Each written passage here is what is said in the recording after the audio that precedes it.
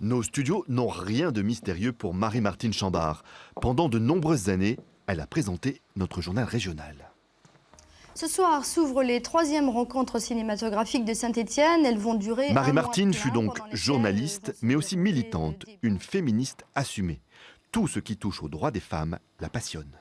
En 2007, notre antenne consacrait un magazine à Lucien Neuwirth, un visage inconnu du grand public. Pourtant, cet ancien député de la Loire fut le père de la loi autorisant la contraception. C'était il y a 40 ans, mais Lucien Neuwirth n'a rien oublié. À cette tribune, le député gaulliste est venu défendre un projet très controversé, légaliser la contraception, interdite depuis 1920. Un projet de loi qui lui a valu de nombreuses insultes. Ça d'enfant, qu'est-ce que j'ai entendu? Ah bah oui, vous devriez être macro, comme ça vos putes n'auraient pas d'enfants. En 1974, Lucien Neuwirth a soutenu Simone Veil. C'était à l'Assemblée nationale, lors des débats autour de la loi autorisant l'avortement. Salopard, géotype, là, affreux, mais même physiquement, il était affreux. Qu'il l'a traité de chienne, vous vous rappelez. Elle a eu les larmes aux yeux et je lui ai dit « Alors, craquez pas, Simone, il ne faut pas craquer ». Elle a pris sa respiration et puis elle est repartie comme à Verdun. Hein. Lucien Neuwirth, il nous a changé la vie.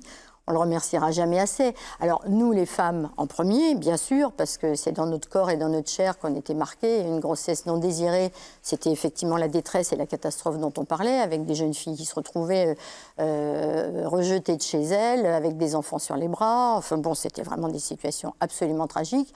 Dans le meilleur des cas, quand elles arrivaient au bout d'une grossesse, et puis, dans le pire des cas, elles pouvaient aller elles-mêmes à la mort. Tout le monde en a bénéficié. Et je pense qu'une femme heureuse, ça fait aussi un couple heureux. 1975, les prostituées lyonnaises frappent un grand coup. Elles occupent l'église Saint-Nizier. Le mouvement de révolte lancé sous la conduite d'Ulla, qui participa à l'émission des dossiers de l'écran, ne se limite pas à cette manifestation. Un mot d'ordre de grève a été lancé et des tracts sont distribués aux passants. Chaque jour, y précise-t-elle, on nous accable systématiquement de procès-verbaux. Fichés illégalement, nous sommes des prisonnières à vie. 40 ans plus tard, la prostitution reste un problème selon certains politiques. Lutter contre l'activité est désormais un enjeu gouvernemental affiché.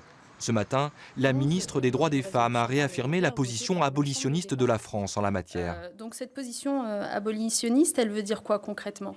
Elle veut dire qu'on caractérise la prostitution comme une violence et que l'État se donne, avec les acteurs de terrain, les moyens de faire reculer cette violence et de lutter contre cette violence. Je pense que la loi qui est initiée et qui devrait quand même passer en 2015, même si elle a été retoquée par le Sénat dans ces termes-là cet été, qui consiste à pénaliser les clients, me paraît une bonne loi, parce que c'est effectivement majoritairement du trafic d'êtres humains qui est fait là. Si tous les pays européens mettaient en place un dispositif judiciaire de ce niveau-là, ça repousserait plus que derrière les frontières. Ça ferait prendre conscience que le corps n'est pas un objet de marchandisation.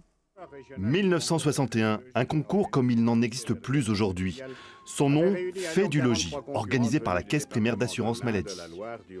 Les épreuves pratiques portaient sur la couture, la puériculture et la cuisine. Les candidates subissaient ensuite un oral sur les mêmes sujets.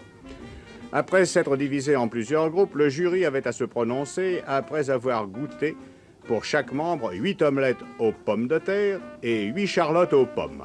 1970, un reportage sur les femmes actives. Une évidence, d'abord, quand on se penche sur le travail des femmes, en cas de chômage, elles sont les premières touchées. Par ailleurs, l'adage voulu célèbre « à travail égal, salaire égal » n'est que très rarement appliqué. 2012, la parité homme-femme au travail est toujours d'actualité.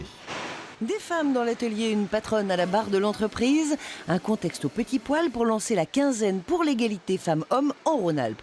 Cela dit, si l'égalité est une jolie cible à viser, il y a toujours 27% d'écart de salaire entre hommes et femmes, dont 9% qui relèvent du sexisme pur et dur. J'ai envie de dire aux jeunes femmes et aux femmes, mais faites appliquer les lois, parce qu'elles existent, elles vous protègent, il faut s'en saisir. Et si vous ne vous en saisissez pas, effectivement, ce n'est pas les hommes qui vont se battre pour vous donner ces droits que vous ne voulez pas prendre.